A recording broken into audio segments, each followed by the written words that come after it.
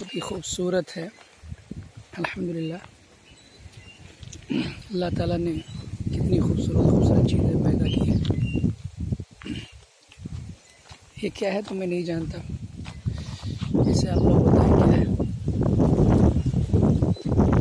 ये देखिए, ये भी पूरा पत्थर के खींच कर भेज रहे हैं। देखिए कितना खूबसूरत दिख रहा है। ये यहाँ है।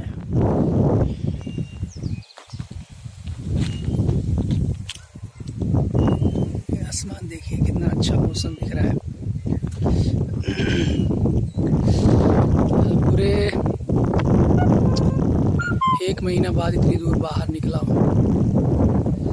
देख लीजिए, बहुत खूबसूरत है मौसम।